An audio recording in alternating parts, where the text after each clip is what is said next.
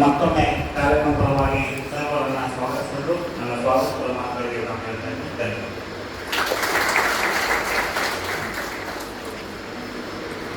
Thank you very much, sir. The power of it is the common way for the entire world.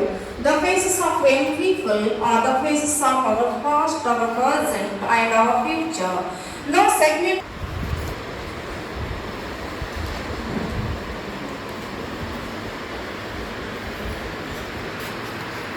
ಎಲ್ಲರಿಗೂ ಶುಭ ಮುಂಜಾನೆ. ಆಗಿರ್ಬೋದು, ಗೌತಮ್ ಬುದ್ಧರಾಗಿರ್ಬೋದು, ಸ್ವಾಮಿ ವಿವೇಕಾನಂದರಾಗಿರ್ಬೋದು, ಇವರೆಲ್ಲರೂ ಏನ್ ಮಾಡಿದ್ದಾರೆ ಅಂತಂದ್ರೆ ಭಾರತದಲ್ಲಿ ಆದರ್ಶವಾದ ಚಿಂತನೆಗಳನ್ನ ಭಾರತೀಯರಿಗೆ ಕೊಡುಗೆಗಳನ್ನಾಗಿ ಕೊಟ್ಟಿದ್ದಾರೆ.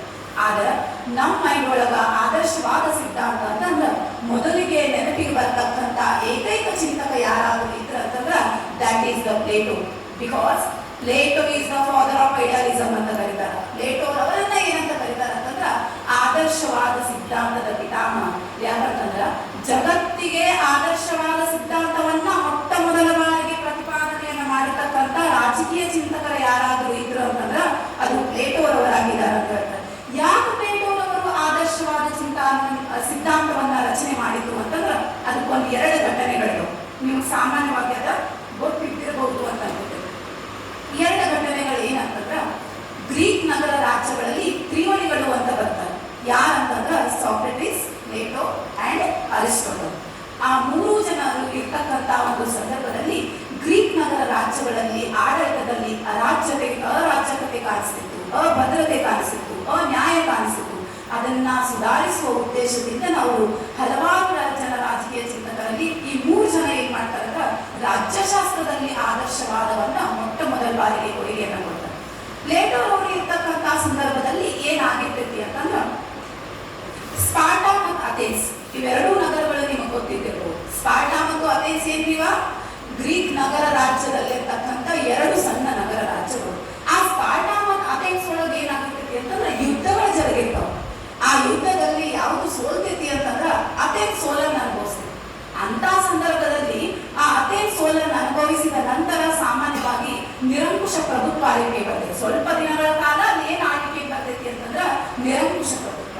ಅದಾದ ನಂತರ ಏನಾಯ್ತು ಅಂತಂದ್ರ ಅಲ್ಲಿ ಪ್ರಜಾಪ್ರಭುತ್ವ ಕಾಣಿಸಿಕೊಳ್ಳುತ್ತದೆ. ಆದ್ರೆ ಆ ಪ್ರಜಾಪ್ರಭುತ್ವದಲ್ಲಿ ಅಶಾಂತಿ ಇರ್ತೈತಿ, ಅಭದ್ರತೆ ಇರ್ತೈತಿ, ಅನ್ಯಾಯ ಇರ್ತೈತಿ. ಅದನ್ನ ಸಹಿಸಲಾರದೆ ಪ್ಲೇಟೋ ಅವರು ಏನ್ ಮಾಡ್ತಾರೋ ಅಂತಂದ್ರ ನಾ ಏನ್ ಮಾಡ್ಬೇಕು ಅಂತಂದ್ರ ಗ್ರೀಕ್ ನಗರ ರಾಜ್ಯದಲ್ಲಿ ಅಥೆನ್ಸ್ ನಗರ ರಾಜ್ಯದಲ್ಲಿ ಆದರ್ಶವಾದ ಸಿದ್ಧಾಂತವನ್ನ ಜಾರಿಗೆ ತರುವುದರ ಮೂಲಕ ಇಲ್ಲಿರ್ತಕ್ಕಂಥ ವ್ಯವಸ್ಥೆಗಳನ್ನ ಸುಧಾರಿಸಬೇಕೆಂದು ಅವರ ನಿಲುವನ್ನಿಟ್ಟುಕೊಳ್ತಾರೆ. ಅದರ ಜೊತೆಗೆ ಇನ್ನೊಂದು ಕಡೆ ಏನಾಗುತ್ತದೆ ಅಂತಂದ್ರ ಅವರ ಗುರು ಆಗಿರ್ತಕ್ಕಂಥ ಸಾಕ್ರೆಟಿಸ್. ನಿಮ್ಗೆ ಗೊತ್ತಿದ್ದಿರೋ ಪ್ಲೇಟೋ ಅವರ ಗುರು ಯಾರಂತಂದ್ರ ಸಾಕ್ರೆಟಿಸ್, ಅವರ ಶಿಷ್ಯ ಯಾರಂತಂದ್ರ ಅದು ಅರಿಸ್ಟೋಟಲ್ ಅವರಾಗಿರ್ತಾರೆ. ಅಲ್ಲಿ ಏನ ಸಾಕ್ರೆಟಿಸ್ ಅವರು ಸಾವನ್ನಪ್ತಾರೆ. ಅವರು ತಾವಾಗೆ ನ್ಯಾಚುರಲಿ ಡೆತ್ ಬಂದಿರಂಗಿಲ್ಲ. ಏನಾಗಿರ್ತೈತಿ ಅಂತಂದ್ರ ಆ ಸಾಕ್ರೆಟಿಸ್ ಅವರು ಗ್ರೀಕ್ ನಗರ ರಾಜ್ಯದಲ್ಲಿರ್ತಕ್ಕಂಥ ಅರಾಜಕತೆಯನ್ನ ಪ್ರಶ್ನಿಸಿದ್ದಕ್ಕಾಗಿ ಆ ಪ್ರಜಾಪ್ರಭುತ್ವವನ್ನ ನಡೆಸ್ತಕ್ಕಂಥ ಜನ ಅವರನ್ನ ವಿಷ ಕೊಟ್ಟು ಏನ್ ಮಾಡ್ತಾರೋ ಅಂತಂದ್ರ ಸಾಯಿಸ್ತಾರೆ. ಅದನ್ನ ನೋಡಿರ್ತಕ್ಕಂಥ ಪ್ಲೇಟೋ ಅವರಿಗೆ ಏನ್ ಅನ್ಸುತ್ತೆ ಅಂತಂದ್ರ ಈ ಎಲ್ಲಾ ಸಿಸ್ಟಮ್ಗಳನ್ನ ಚೇಂಜ್ ಮಾಡ್ಬೇಕಾಗಿತ್ತಂದ್ರ ಇಲ್ಲಿ ಒಂದು ವ್ಯವಸ್ಥೆ ಬರಬೇಕು, ಇಲ್ಲಿ ಒಂದು ಥಿಯರಿ ಬರಬೇಕು. ದ್ಯಾಟ್ ಈಸ್ ಐಡಿಯಾಲಿಸಮ್ ಅಂತ ಹೇಳ್ತಾರೆ.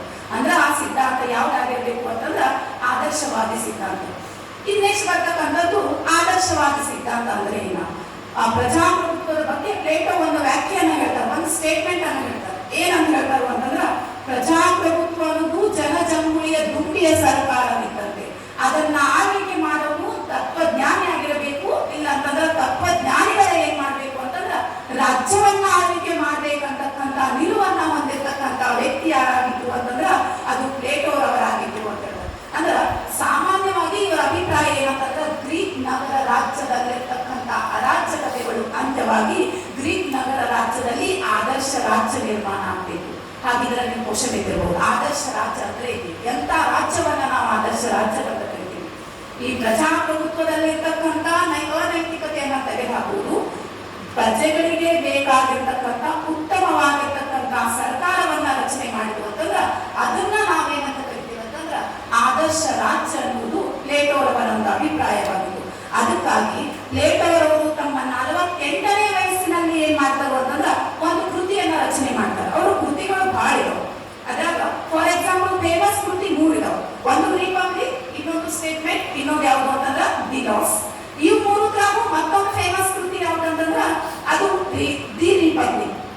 ಪ್ಲೇಟೋವರು ತಮ್ಮ ಬಹುತೇಕ ಸಿದ್ಧಾಂತಗಳನ್ನ ಯಾವ ಒಂದು ಕೃತಿಯಲ್ಲಿ ರಚನೆ ಮಾಡಿದ್ದಾರೆ ಅಂತಂದ್ರ ಅದು ದಿ ರಿಪಬ್ಲಿಕ್ ಒಳಗ ಅವ್ರು ಏನ್ ಮಾಡಿದ್ದಾರೆ ಅಂತಂದ್ರ ರಚನೆ ಮಾಡಿದ್ದಾರೆ. ಈಗ ನಾವು ಹೇಳ್ತಕ್ಕಂತ ಆದರ್ಶವಾದ ಸಿದ್ಧಾಂತವನ್ನು ಕೂಡ ಅವ್ರು ಎಲ್ಲಿ ರಚನೆ ಮಾಡಿದ್ದಾರೆ ಅಂತಂದ್ರ ದಿ ರಿಪಬ್ಲಿಕ್ ಒಳಗ ಅವ್ರು ಏನ್ ಮಾಡಿದ್ದಾರೆ ಅಂತಂದ್ರೆ ಎಕ್ಸ್ಪ್ಲನೇಷನ್ ಅನ್ನ ಮಾಡಿದ್ದಾರೆ ಅಥವಾ ವಿವರಣೆಯನ್ನ ಮಾಡಿದರು. ಈ ರಿಪಬ್ಲಿಕ್ ಕೃತಿಯನ್ನ ಸಾಮಾನ್ಯ ಶಕೆ ಪೂರ್ವ 386ರಲ್ಲಿ ಅವರು ಏನ್ ಮಾಡ್ತಾರೆ ಅಂತಂದ್ರ ರಚನೆ ಮಾಡಿದ್ರು. ಪ್ಲೇಟೋ ಅವರು ತಮ್ಮ 40ನೇ ವಯಸ್ಸಿನಲ್ಲಿ ಏನ್ ಮಾಡ್ತಾರೆ ಅಂತಂದ್ರ ರಿಪಬ್ಲಿಕ್ ಎಂಬ ಕೃತಿಯನ್ನ ರಚಿಸಲಾಗಿದೆ ಅಂತ ಹೇಳ್ತಾರೆ. ಹಾಗಿದ್ರೆ ಈ ರಿಪಬ್ಲಿಕ್ ಕೃತಿಯಲ್ಲಿನ ಅವರು ಹಲವಾರು ಸಿದ್ಧಾಂತಗಳ ವಿವರಣೆ ಮಾಡಿದ್ದಾರೆ. ಹಲವಾರು ಸಿದ್ಧಾಂತಗಳಂದ್ರೆ ನಿಮಗೆ ಗೊತ್ತಿದ್ದಾವೆ. ಪ್ಲೇಟೋ ಅವರ ಸಿದ್ಧಾಂತಗಳವರಿಗೆ ನ್ಯಾಯ ಸಿದ್ಧಾಂತವಾಗಿರ್ಬೋದು, ತತ್ವಜ್ಞಾನಿ ಅರಸನ ಸಿದ್ಧಾಂತವಾಗಿರ್ಬೋದು, ಶಿಕ್ಷಣ ಸಿದ್ಧಾಂತವಾಗಿರ್ಬೋದು, ಅದರ ಜೊತೆಗೆ ಏನಂತಂದ್ರ ಆದರ್ಶವಾದ ಸಿದ್ಧಾಂತವಾಗಿರ್ಬೋದು. ಈ ಎಲ್ಲಾ ಸಿದ್ಧಾಂತಗಳಲ್ಲಿ ನನಗೆ ಬಂದಿರತಕ್ಕಂತ ಟಾಪಿಕ್ ಆದರ್ಶವಾದ ಸಿದ್ಧಾಂತ. ಆದರ್ಶವಾದ ಸಿದ್ಧಾಂತವನ್ನು ಅಧ್ಯಯನ ಮಾಡ್ಕೋ ಅಂತಂದ್ರ ಅವರ ನ್ಯಾಯ ಸಿದ್ಧಾಂತವನ್ನು ಅಧ್ಯಯನ ಮಾಡ್ತೀವಿ, ಅದರ ಜೊತೆಗೆ ಶಿಕ್ಷಣ ಸಿದ್ಧಾಂತವನ್ನು ಅಧ್ಯಯನ ಮಾಡ್ತೀವಿ, ಮತ್ತು ತತ್ವಜ್ಞಾನಿ ಅರಸನ ಸಿದ್ಧಾಂತವನ್ನು ಕೂಡ ಅದರ ಕಾನ್ಸೆಪ್ಟ್ ಒಳಗೆ ನಾವೇನ್ ಮಾಡ್ತೀವಿ ಅಂದ್ರೆ ಅಧ್ಯಯನವನ್ನ ಮಾಡಬಹುದಾಗಿದೆ ಅಂತ ಹೇಳ್ತಾರೆ. ಹಾಗಿದ್ರೆ ಈ ತತ್ವಜ್ಞಾನಿ ಅರಸನ ಸಿದ್ಧಾಂತ ಆದರ್ಶವಾದ ಸಿದ್ಧಾಂತದಾಗ ಅವ್ರು ಏನ್ ಹೇಳ್ತಾರೆ ನೋಡಿ. ಆದರ್ಶವಾದ ಸಿದ್ಧಾಂತದಲ್ಲಿ ಮೊದಲೇ ಬರ್ತಕ್ಕಂಥದ್ದು ಸಮಾಜವನ್ನ 3 ವರ್ಗಗಳಾಗಿ ವಿಂಗಡಣೆ ಮಾಡಿದರು. ಈ ಸಮಾಜದಲ್ಲಿ 3 ವರ್ಗಗಳಂತಂದ್ರೆ ಯಾವಂತಂದ್ರೆ ಮೊದಲೇ ಬರ್ತಕ್ಕಂಥದ್ದು ವಿವೇಕದ ಆಧಾರದ ಮೇಲೆ, ಜ್ಞಾನದ ಆಧಾರದ ಮೇಲೆ ಆಡಳಿತ ವರ್ಗದ ನಿರ್ಮಾಣ ಮಾಡ್ತಾರೆ. ಇದು ಎರಡನೇದು ಯಾವುದು ಅಂತಂದ್ರೆ ಮಾನವನ ದೇಹದ ಆಧಾರದ ಮೇಲೆ ಸೈನಿಕ ವರ್ಗದ ನಿರ್ಮಾಣ ಮಾಡ್ತಾರೆ. ಇನ್ನು ಮೂರನೇ ಬರ್ತಕ್ಕಂಥದ್ದು ಯಾವುದು ಅಂತಂದ್ರೆ ಅವನಲ್ಲಿ ಇರ್ತಕ್ಕಂಥ ಆಡಳಿತ ವರ್ಗ, ಸೈನಿಕ ವರ್ಗ. ಇನ್ನೊಂದು ಯಾವುದು ಅಂತಂದ್ರೆ ಉತ್ಪಾದನಾ ವರ್ಗ. ಉತ್ಪಾದನಾ ವರ್ಗ ಅಂತಂದ್ರ ಯಾವ ಮನುಷ್ಯಗ ಆಸೆಗಳು ಹೆಚ್ಚಿರ್ತಾವಲ್ಲ, ಲೋಭಿ ಇರ್ತಾನ ಅಂತ ವ್ಯಕ್ತಿಗಳಿಗಾಗಿ ಅವ್ರು ಏನ್ ಮಾಡಿದಾರೆ ಅಂತಂದ್ರ ಉತ್ಪಾದನಾ ವರ್ಗವನ್ನ ನಿರ್ಮಾಣ ಮಾಡಿದ್ದಾರೆ. ಈ 3 ವರ್ಗಗಳು ಮಾನವನ ಸ್ವಭಾವಕ್ಕೆ ಅಥವಾ ಮಾನವನ ಗುಣಕ್ಕೆ ಆಧಾರಿತವಾಗಿ ಪ್ಲೇಟೋ ಅವರು ಏನ್ ಮಾಡಿದ್ದಾರೆ ಅಂತಂದ್ರೆ ಅವರವರಿಗೆ ಇರ್ತಕ್ಕಂಥ ಕೆಲಸ ಕಾರ್ಯಗಳನ್ನ ವಿಂಗಡಣೆಯನ್ನ ಮಾಡಿದ್ದಾರೆ ಅಂತ ಹೇಳ್ತಾರೆ. ನಿಮ್ಗಂತೂ ಗೊತ್ತೇ, ಪ್ಲೇಟೋ ಅವರ ಪ್ರಕಾರ ಜ್ಞಾನಿ ಅಂತಂದ್ರೆ ಏನ್ರಿ ಸದ್ಗುಣ ಆಗಿರ್ಬೇಕು. ಅವರು ಹೇಳಿರ್ತಕ್ಕಂಥ ಶಿಕ್ಷಣದ 3 ಹಂತಗಳನ್ನ ಆ ವ್ಯಕ್ತಿ ಏನ್ ಮಾಡಿರ್ಬೇಕಂತಂದ್ರ ಕಂಪ್ಲೀಟ್ ಮಾಡಿರ್ಬೇಕು. ಅಂತ ವ್ಯಕ್ತಿಯನ್ನ ಮಾತ್ರ ನಾವೇನಂತ ಕರಿತೀವಿ ಅಂದ್ರೆ ಜ್ಞಾನ ಅನ್ನೋದು ಪ್ಲೇಟೋ ಅವರ ಒಂದು ನಿಲುವಾಗಿತ್ತು ಅಥವಾ ಪ್ಲೇಟೋ ಅವರ ಒಂದು ಅಭಿಪ್ರಾಯವಾಗಿತ್ತು. ಇನ್ನು ಎರಡನೇದು ಏನ್ ಹೇಳ್ತಾರೆ ಅಂತಂದ್ರ ಬಲಿಷ್ಠನಾಗಿರ್ಬೇಕು. ಮೈಂಡ್ ಒಳಗೂ ಬಲಿಷ್ಠನಾಗಿರ್ಬೇಕು, ದೇಹದೊಳಗೂ ಏನಾಗಿರ್ಬೇಕಂತಂದ್ರ ಬಲಿಷ್ಠನಾಗಿರ್ಬೇಕು. ಇದು ನಿಜ ಸಂಗತಿ. ನೀವು ಬೇಕಂದ್ರೆ ಅಬ್ಸರ್ವ್ ಮಾಡಿ ಈಗಿನ ಜನರೇಷನ್ ನೋಡ್ಬೋದು.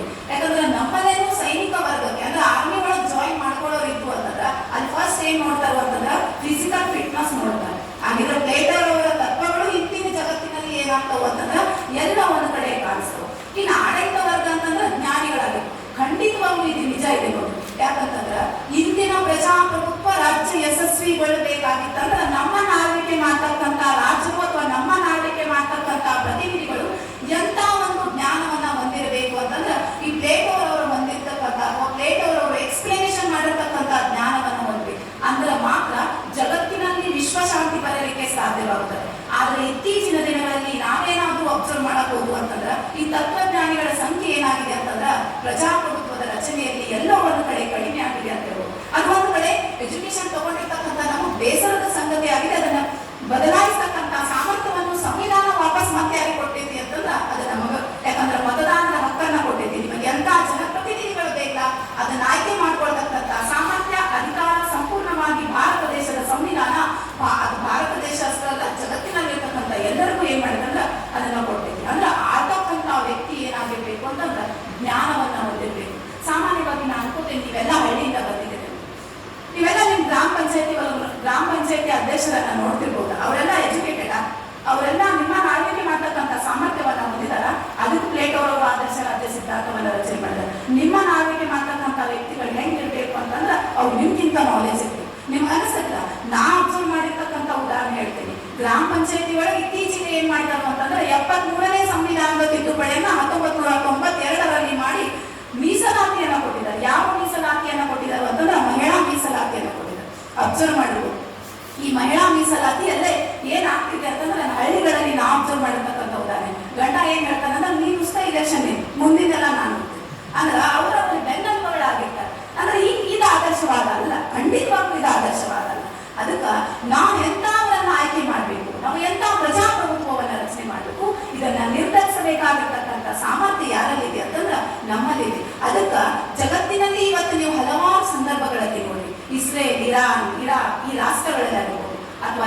ಯುಕ್ರೇನ್ ದಾಳಿಗಳಾಗಿರ್ಬೋದು, ಇವೆಲ್ಲ ಯಾಕೆ ಆಗ್ತಿದವು ಅಂತಂದ್ರೆ ಪ್ಲೇಟೋರವರ ಆದರ್ಶವಾದ ಸಿದ್ಧಾಂತಗಳು ಜಗತ್ತಿನಲ್ಲಿ ಎಲ್ಲೋ ಒಂದು ಕಡೆ ಏನಾಗ್ತಿದವು ಅಂತಂದ್ರೆ ಮರೆಮಾಚಿ ಹೋಗುತ್ತಿವೆ ಅಂತ. ಮೇಬಿ ನನಗೆ ಅದಕ್ಕೆ ಅನಿಸ್ತೈತಿ ವಿಚಾರ ಸಂಕಿರಣ ಇಟ್ಟಿರ್ತಕ್ಕಂಥ ಹಿಂದೆ ಇರ್ತಕ್ಕಂಥ ಉದ್ದೇಶ ಏನಂತಂದ್ರೆ ವಿಶ್ವಶಾಂತಿಯನ್ನ ಆದರ್ಶವಾದ ಸಿದ್ಧಾಂತದ ಅಡಿಯಲ್ಲಿ ಹೆಂಗೆ ರಚನೆ ಮಾಡಬೇಕು ಅಂತಕ್ಕಂಥ ವಿಚಾರವನ್ನ ನಿಮ್ಮಲ್ಲಿ ಮೂಡಿಸಬೇಕು ಅನ್ನೋದೇ ಇವರ ಉದ್ದೇಶವಾಗಿರ್ಬೇಕಂತ ನಂಗೆ ಈ ಟಾಪಿಕ್ ಕೊಟ್ಟಾಗ ಅನಿಸ್ತದೆ. ಈಗ ನೆಕ್ಸ್ಟ್ ಬರ್ತಕ್ಕಂಥದ್ದು ಏನ್ ಹೇಳ್ತಾವ ಅಂತಂದ್ರೆ ಆದರ್ಶ ರಾಜ್ಯ ಆಗ್ಬೇಕಂತಂದ್ರ ಯಾರು ಆಳ್ವಿಕೆ ಮಾಡ್ಬೇಕ್ರಿ? ತತ್ವಜ್ಞಾನಿ. ತತ್ವಜ್ಞಾನಿ ಅಂತಂದ್ರೆ ಸದ್ಗುಣಗಳ ಸಂಪನ್ಮೂಲ ಆಗಿರಬೇಕು ಅಂದ್ರೆ ಎಲ್ಲಾ ರೀತಿಯಾಗಿರ್ತಕ್ಕಂಥ ಜ್ಞಾನವನ್ನ ಹೊಂದಿರಬೇಕು. ಪ್ಲೇಟೋರವರು ಒಂದು ಮಾತನ್ನ ಹೇಳ್ತಾರೆ, ಏನಂತಂದ್ರ ಜೀವಿಸುವುದು ಒಂದು ಸಂಗತಿ ಆದರೆ ಎಲ್ಲರ ಜೊತೆಗೆ ಜೀವಿಸುವುದು ಇನ್ನೊಂದು ಸಂಗತಿ ಆಗಿದೆ. ಎಷ್ಟು ಚಂದಿದೆ ನೋಡಿಲ್ಲ ಇದು.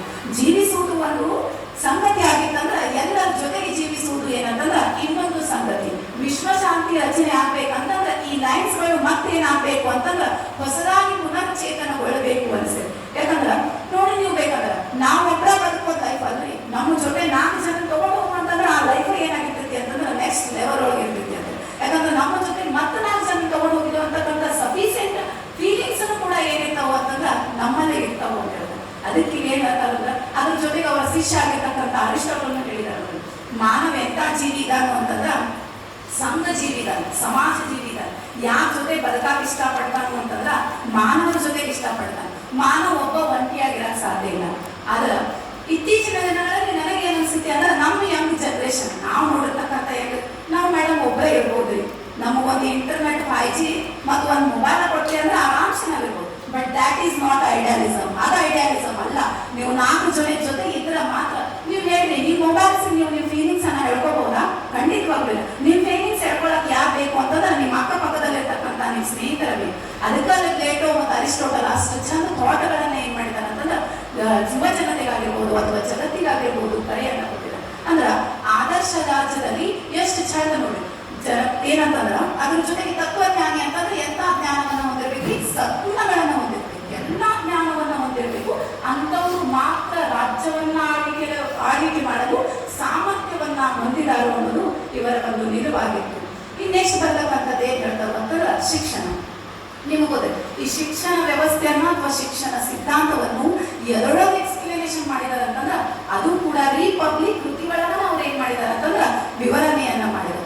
ಈ ರಿಪಬ್ಲಿಕ್ ಕೃತಿ ನಾನು ನಿಮ್ಗೆ ಆಗಲೇ ಅಷ್ಟೇ ಹೇಳಿದೆ. ರಿಪಬ್ಲಿಕ್ ಒಳಗ ಬಹುತೇಕ ಇರ್ತಕ್ಕಂಥ ಸಿದ್ಧಾಂತಗಳನ್ನೆಲ್ಲವನ್ನು ಅವ್ರು ಎಲ್ಲಿ ವಿವರಣೆ ಮಾಡಿದಾರೆ ಅಂತಂದ್ರ ದಿ ರಿಪಬ್ಲಿಕ್ ಒಳಗನ ವಿವರಣೆ. ಇದು ಶಿಕ್ಷಣ ಸಿದ್ಧಾಂತದಲ್ಲಿ ಅವ್ರು ಏನ್ ಹೇಳ್ತಾರೆ ನೋಡ್ರಿ, ಅವ್ರ ಶಿಕ್ಷಣ ಸಿದ್ಧಾಂತ ಎಲ್ಲಿಂದ ಪ್ರಾರಂಭವಾಗ್ತದೆ? ಅವರ ಪ್ರಕಾರ ವ್ಯಕ್ತಿಗೆ ಶಿಕ್ಷಣವನ್ನ ಎಲ್ಲಿಂದ ಕೊಡ್ಬೇಕಂತಂದ್ರೆ ಹುಟ್ಟಿನಿಂದನ ಕೊಡ್ಬೇಕು. ಹುಟ್ಟಿನಿಂದ 6 ವರ್ಷದವರೆಗೆ ಯಾವ ಶಿಕ್ಷಣವನ್ನ ಕೊಡ್ಬೇಕು ಅಂತಂದ್ರ ಭಾಷಾ ಶಿಕ್ಷಣವನ್ನ ಕೊಡಬೇಕು ಅನ್ನೋದು ಪ್ಲೇಟೋರವರ ನಿಲುವಾಗಿತ್ತು. ಅಂದ್ರೆ ನೋಡಿ, ಈಗಿನ ಸಂಗತಿಯಲ್ಲಿ ಅಥವಾ ಈಗಿರ್ತಕ್ಕಂಥ ಜನರೇಷನ್ ಅಲ್ಲಿ ಸಾಧ್ಯವಾಗ್ತದ? ಹುಟ್ಟಿನಿಂದ ಅಂತಂದ್ರೆ ಮಗುಗೆ ಏನೇ ಬಂದಿರಾಗಿಲ್ಲ. ನಮ್ಮಲ್ಲಿ ಈಗಿರ್ತಕ್ಕಂಥ ಶಿಕ್ಷಣ ಹೆಂಗಾಗಿದೆ ಅಂದ್ರೆ ಹುಟ್ಟಿನ ಮಗು ಮೊದಲು ಕೊಡೋದೇ ಯಾವ್ದಂತಂದ್ರೆ ಮೊಬೈಲ್. ಅದಕ್ಕೆ ಪ್ಲೇಟೋರವರು ಹೇಳ್ತಾರೆ ಇದು ಶಿಕ್ಷಣ ಅಲ್ಲ. ಶಿಕ್ಷಣ ಅಂತಂದ್ರೆ ಇಲ್ಲಿ ಹುಟ್ಟಿನಿಂದ 6 ವರ್ಷದ ತನಕ ವ್ಯಕ್ತಿ ಏನ್ ಮಾಡ್ಬೇಕು ಅಂತಂದ್ರ ಭಾಷಾ ಜ್ಞಾನವನ್ನ ಕೊಡ್ಬೇಕು. ಅದು 6ರಿಂದ 18 ವರ್ಷದವರೆಗೆ ಅವ್ರಿಗೆ ಏನ್ ಮಾಡ್ಬೇಕು ಅಂತಂದ್ರ ವ್ಯಾಯಾಮದ ಶಿಕ್ಷಣವನ್ನ ಕೊಡ್ಬೇಕು. ಇನ್ನು 3 ಹಂತದಲ್ಲಿ ಅವರು ಸಾಮಾನ್ಯವಾಗಿ ಏನ್ ಮಾಡಿದ್ರು, ಸುದೀರ್ಘವಾಗಿರ್ತಕ್ಕಂಥ ಶಿಕ್ಷಣ ಪದ್ಧತಿಯನ್ನ ಪ್ಲೇಟೋರವರು ಸಾಮಾನ್ಯವಾಗಿ ಏನ್ ಮಾಡಿದ್ದಾರೆ ಅಂತಂದ್ರೆ ವಿವರಣೆಯನ್ನ ಮಾಡಿದರು. ಸುದೀರ್ಘ ಶಿಕ್ಷಣ ವ್ಯವಸ್ಥೆ ಆದ ನಂತರ ಏನ್ ಅನ್ಸ್ಕೊಳ್ತಾರೆ ಅಂತಂದ್ರ ತತ್ವಜ್ಞಾನಿ ಎನಿಸಿಕೊಳ್ಳುತ್ತಾನೆ ಅನ್ನುವುದೇ ಪ್ಲೇಟೋರವರ ಒಂದು ನಿಲುವಾಗಿತ್ತು. ಅವರ ಪ್ರಕಾರ ಎಷ್ಟು ವರ್ಷಗಳ ಕಾಲ ಶಿಕ್ಷಣವನ್ನ ಪಡ್ಕೋಬೇಕಂತಂದ್ರ 35 ಇಯರ್ಸ್ ಎಜುಕೇಶನ್ ಅನ್ನ ಮುಗಿಸ್ಬೇಕು. 35 ಇಯರ್ಸ್ ಆದ್ಮ್ಯಾಗ ಅವ್ರು ಏನ್ ಮಾಡ್ಬೇಕು ಅಂತಂದ್ರ ತತ್ವಜ್ಞಾನಿ ಅನ್ಸ್ಕೊಳ್ತಾರೆ. ನಮ್ಮಲ್ಲೇ 35 ವರ್ಷ ಎಜುಕೇಶನ್ ತಗೊಂಡ್ರೆ ನೀವೆಲ್ಲ ಹೇಳಿದ್ದೀರಾ ಸಾಕಾಗೈತ್ರಿ ಮೇಡಮ್, ನಮ್ಗೆ ಡಿಗ್ರಿ ಮಾಡಿ ಈಗ ಅಭ್ಯಾಸ ಮಾಡಿ ನಮ್ಗೆ BEd ಮಾಡಿ ಸಾಕಾಗೈತೆ. ಈ ಮನಸ್ಥಿತಿಗಳು ಏನಾಗಿದಾವ ಅಂತಂದ್ರೆ ಎಂಟು ಜನರೇಷನ್ ಹೋಗ್ತದೆ.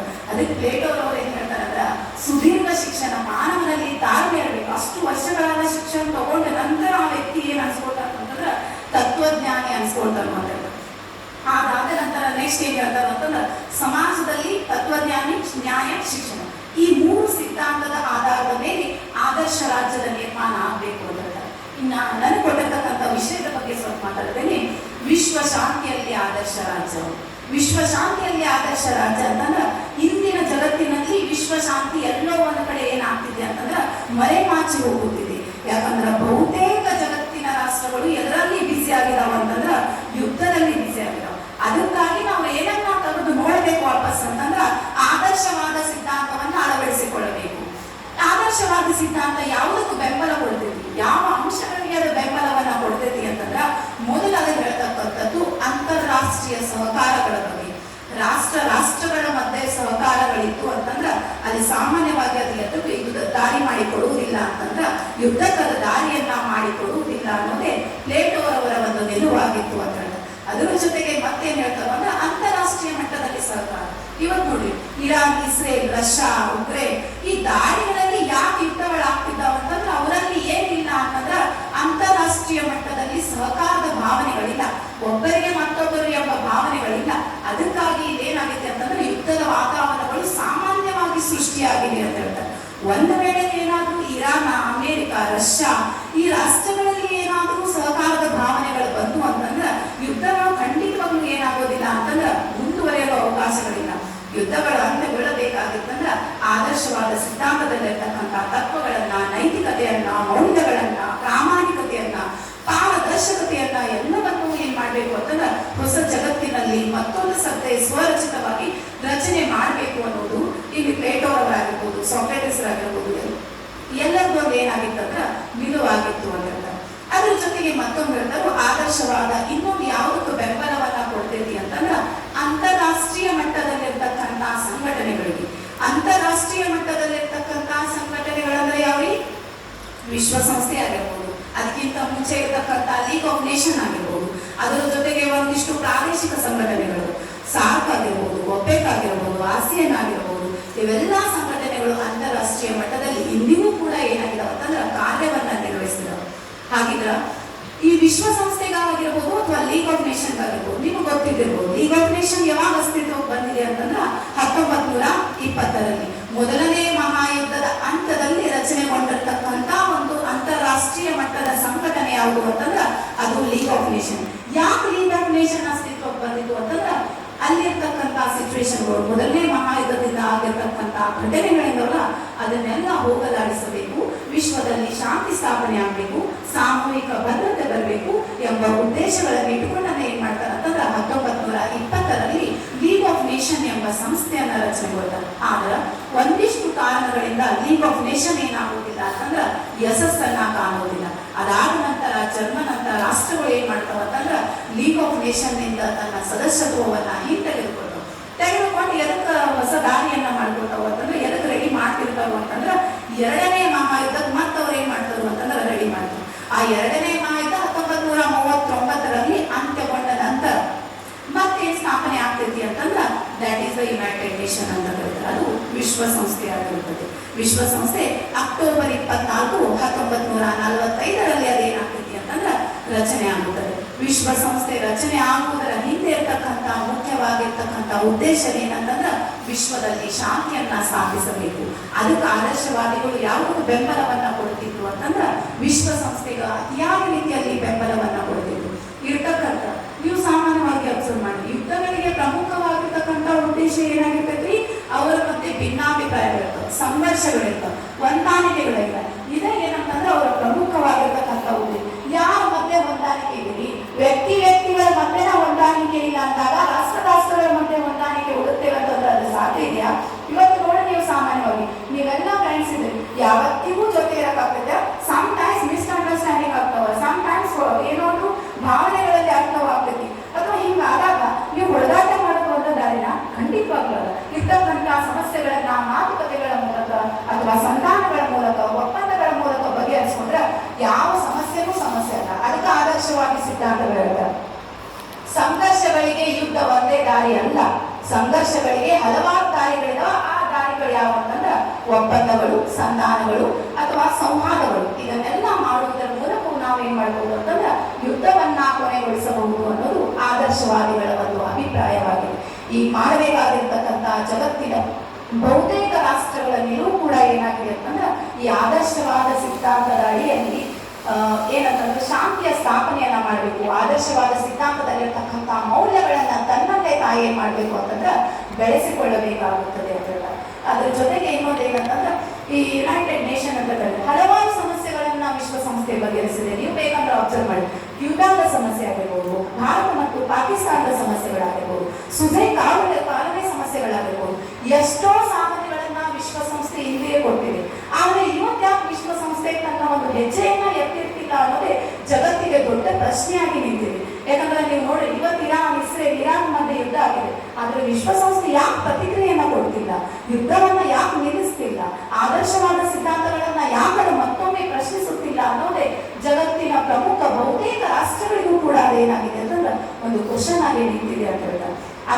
ಅದ್ರಾಗೂ ನಾವು ಒಂದನ್ನು ಅಬ್ಸರ್ವ್ ಮಾಡಬೇಕು. ವಿಶ್ವಸಂಸ್ಥೆಯಲ್ಲಿ ಭದ್ರತಾ ಮಂಡಳಿ ಅಂತ ಒಂದಿದೆ. ಭದ್ರತಾ ಮಂಡಳಿಯಲ್ಲಿ ಎಷ್ಟು ಸದಸ್ಯ ರಾಷ್ಟ್ರಗಳಿದಾವೆ ಅಂತಂದ್ರೆ 5 ರಾಷ್ಟ್ರಗಳು. ಆ 5 ರಾಷ್ಟ್ರಗಳು ಅಮೆರಿಕಾನೂ ಇದೆ, ಇನ್ನೊಂದು ಯಾವುದು ಅಂತಂದ್ರೆ ರಷ್ಯಾನೂ ಇದೆ. ಇಲ್ಲಿ ಅಮೆರಿಕ ಇರಾನ್ ಇಸ್ರೇಲ್ ಯುದ್ಧಕ್ಕ ರಷ್ಯಾ ಆ ಭದ್ರತಾ ಮಂಡಳಿ ಅಂತಂದ್ರೆ ಇಲ್ಲಿ 5 ಸದಸ್ಯ ರಾಷ್ಟ್ರಗಳಿರ್ತಕ್ಕಂಥ ಅಧಿಕಾರ ಅವ್ರು ಏನ್ ಹೇಳ್ತಾರೆ ಅದು ಫೈನಲ್. ಅವ್ರಿಗೆ ಬೇರೆದವ್ರು ಏನ್ ಮಾಡಕ್ ಬರಂಗಿಲ್ಲ ಅಂತಂದ್ರೆ ಕ್ವಶನ್ ಮಾಡಕ್ ಬರಂಗಿಲ್ಲ. ಈಗ ನೋಡಿ, ನಾಯಕ ತಪ್ಪಿತ್ತಂದ್ರೆ ಪ್ರಜೆಗಳು ಏನ್ ಹೇಳಕ್ ಸಾಧ್ಯತೆ ರೀ? ಈ ಅಮೆರಿಕ ಅನ್ನೋದು ಪ್ರಸ್ತುತ ಜಗತ್ತಿನಲ್ಲಿ ಹೆಂಗಾಗಿದೆ ಅಂತಂದ್ರೆ ಒಂದ್ ರೀತಿ ನಾಯಕ ಇದ್ದ. ಅಮೆರಿಕಾನ ತಪ್ಪಿದೆ ಅಂತಂದ್ರೆ ಸಣ್ಣ ರಾಷ್ಟ್ರಗಳಿಗೆ ಅವ್ರು ಹೆಂಗ್ ಹೇಳಕ್ ಸಾಧ್ಯ? ಅದೇ ಒಂದು ಸಮಸ್ಯೆ. ರಷ್ಯಾ ಮತ್ತು ಉಕ್ರೇನ್ ದಾಳಿಯಲ್ಲೂ ರಷ್ಯಾ ಭದ್ರತಾ ಮಂಡಳಿಯ ಒಂದು ಏನಾಗಿತ್ತು ಅಂತಂದ್ರೆ ಸದಸ್ಯ ರಾಷ್ಟ್ರವಾಗಿದೆ. ಹೀಗಾಗಿ ನಾವು ಏನ್ ಮಾಡ್ಲಿಲ್ಲ ಅಂತಂದ್ರೆ ಪ್ರಶ್ನಿಸಲಿಲ್ಲ ಎಂಬ ಭಾವನೆಗಳು ಜಗತ್ತಿನ ಆ 193 ರಾಷ್ಟ್ರಗಳಿಂದಲ್ಲ, ಅದೆಲ್ಲ ರಾಷ್ಟ್ರದಲ್ಲೂ ಅದೇ ರೀತಿಯಾಗಿರ್ತಕ್ಕಂಥ ಭಾವನೆಗಳು ಏನಾಗಿರೋ ಅಂದ್ರೆ ಹಾಗೆ ಉಳ್ಕೊಂಡು ಬಿಟ್ಟಿದೆ ಅಂತ. ಆಗ ಜಗತ್ತಿನಲ್ಲಿ ಆದರ್ಶವಾದ ಸಿದ್ಧಾಂತಗಳು ಖಂಡಿತವಾಗ್ಲೂ ಯಾವುದಕ್ಕೆ ಬೆಂಬಲವನ್ನ ಕೊಡ್ತಾವು ಅಂತಂದ್ರೆ ಅಂತಾರಾಷ್ಟ್ರೀಯ ಮಟ್ಟದಲ್ಲಿರ್ತಕ್ಕಂಥ ಸಂಸ್ಥೆಗಳಿಗೆ ಅವು ಏನ್ ಮಾಡ್ತಾವ ಅಂದ್ರೆ ಬೆಂಬಲವನ್ನ ಕೊಡ್ತಾವ. ಇವತ್ತು ಆದರ್ಶವಾದ ಸಿದ್ಧಾಂತವನ್ನ ಮತ್ತು ಪುನರ್ರಚನೆಗೊಳಿಸ್ಬೇಕಂದ್ರೆ ಅದು ಯಾರ ಜವಾಬ್ದಾರಿ ಆಗಿದೆ ಅಂತಂದ್ರೆ ಈ ಅಂತಾರಾಷ್ಟ್ರೀಯ ಮಟ್ಟದಲ್ಲಿರ್ತಕ್ಕಂಥ ಸಂಸ್ಥೆಗಳ ಜವಾಬ್ದಾರಿಯಾಗಿದೆ ಅಂತ. ಅದ್ರ ಜೊತೆಗೆ ನೆಕ್ಸ್ಟ್ ಬರ್ತಕ್ಕಂಥದ್ದು ಶಿಕ್ಷಣ ಮತ್ತು ನೈತಿಕತೆ ಅಂತ ಹೇಳ್ತಾರೆ. ಅಂದ್ರೆ ಅಂತಾರಾಷ್ಟ್ರೀಯ ಮಟ್ಟದಲ್ಲಿ ವಿಶ್ವದ ಶಾಂತಿಯ ಸ್ಥಾಪನೆ ಆಗ್ಬೇಕಂತಂದ್ರೆ ನಾನು ಈಗಷ್ಟೇ ಹೇಳಿದೆ, ನಮ್ಮ ನಾಯಕರು ಹೆಂಗಿರಬೇಕು ಅಂತಂದ್ರೆ ಶಿಕ್ಷಣವನ್ನ ಪಡ್ಕೊಂಡಿರ್ಬೇಕು, ನೈತಿಕತೆ ಆಧಾರದ ಮೇಲೆ ಇರಬೇಕು. ಅಂದ್ರೆ ಮಾತ್ರ ಏನನ್ನ ಮಾಡಿದ್ರೆ ಸರಿ, ಏನನ್ನ ಮಾಡಿದ್ರೆ ತಪ್ಪು ಎಂಬ ಭಾವನೆಗಳು ಅಥವಾ ಅದರ ಬಗ್ಗೆ ಮನವರಿಕೆ ಕೂಡ ಅವರಲ್ಲಿ ಏನಾಗಿರ್ತದೆ ಅಂದ್ರೆ ಇದು ಇರುತ್ತದೆ ಅಂತ ಹೇಳ್ತಾರೆ. ಅದಕ್ಕೆ ಪ್ಲೇಟೋ ಅವರ ಆದರ್ಶವಾದ ಸಿದ್ಧಾಂತದಲ್ಲಿ ಶಿಕ್ಷಣ, ನೈತಿಕತೆ, ಪಾರದರ್ಶಕತೆ ಎಲ್ಲರೂ ಕೂಡ ಸಾಮಾನ್ಯವಾಗಿ ಏನಾಗ್ತದೆ ಅಂದ್ರೆ ಜಾರಿಗೆ ಬರಬೇಕು. ಅದರ ಜೊತೆಗೆ ವಿಶ್ವ ಶಾಂತಿಯಲ್ಲಿ ಕೇವಲ ನಾಯಕರ ಪಾತ್ರ ಅಷ್ಟಾಗಿರುವುದಿಲ್ಲ, ಪ್ರಜೆಗಳಾಗಿ ನಮ್ಮ ಪಾತ್ರಗಳು ಕೂಡ ಏನಾಗಿರ್ತಾವ ಅಂದ್ರೆ ಪ್ರಮುಖವಾಗಿರ್ತವೆ. ಯಾಕಂದ್ರೆ ನೀವು ಪಾಕಿಸ್ತಾನ ಉದಾಹರಣೆ ತಗೊಳ್ಳಿ, ಅಲ್ಲಿರ್ತಕ್ಕಂಥ ಬಹುತೇಕ ಪ್ರಜೆಗಳು ಏನ್ ಮಾಡಿರ್ತಾರೆ ಅಂದ್ರೆ ಈ ಭಯೋತ್ಪಾದನೆ ಅಥವಾ ಯುದ್ಧದ ಅಥವಾ ಸಂಘರ್ಷದ ವಾತಾವರಣದಲ್ಲಿ ಮುಳುಗಿರ್ತಾರೆ. ಹಂಗ ಮಾಡೋದು ಆದರ್ಶವಾದವಲ್ಲ. ಅದರಲ್ಲಿ ನಮ್ಮ ಭಾರತದಲ್ಲಿ ಏನು ಸಮಸ್ಯೆಗಳಿಲ್ಲ. ಯಾಕಂದ್ರೆ ಭಾರತ ಒಂದು ಎಂಥ ರಾಷ್ಟ್ರ ಅಂದ್ರೆ ತಾನಾಗೆ ಯುದ್ಧ ಮಾಡಿರ್ತಕ್ಕಂಥ ಒಂದು ಉದಾಹರಣೆಗಳಿಲ್ಲ. ಆದ್ರೆ ಆಕ್ಷನ್ ಯಾವಾಗ ಬಂದಿದ್ರೆ ಅವಾಗ ಖಂಡಿತವಾಗ್ಲೂ ನಾವೇ ಮಾಡಿದೀವಿ ಅಂತಂದ್ರೆ ರಿಯಾಕ್ಷನ್ ಕೊಟ್ಟಿರ್ತಕ್ಕಂಥ ಉದಾಹರಣೆಗಳು ಏನಾಗ್ತಾವ ಅಂತಂದ್ರೆ ನಮ್ಮ ಭಾರತದಲ್ಲಿ ಖಂಡಿತವಾಗ್ಲೂ ಏನಾಗ್ತಾವ ಅಂದ್ರೆ ಇಂದಿಗೂ ಕಾಣಿಸಿಕೊಳ್ಳುತ್ತದೆ ಅಂತ ಹೇಳ್ತಾರೆ.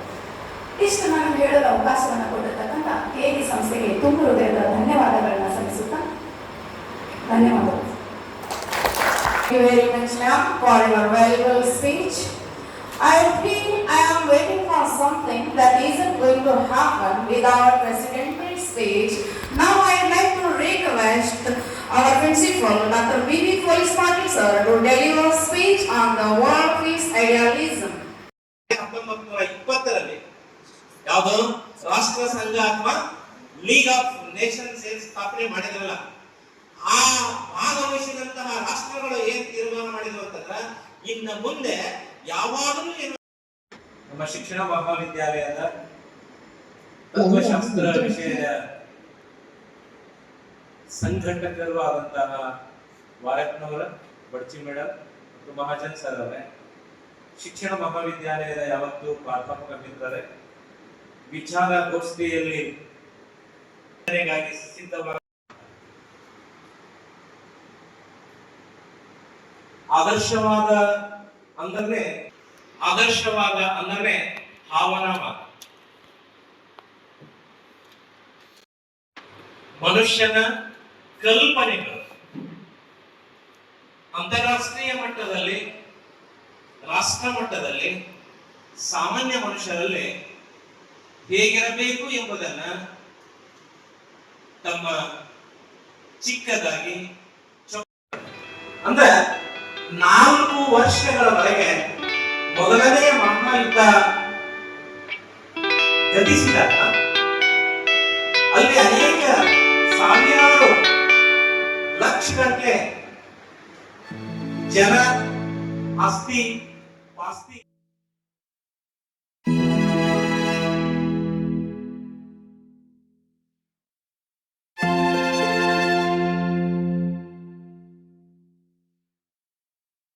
Thank you.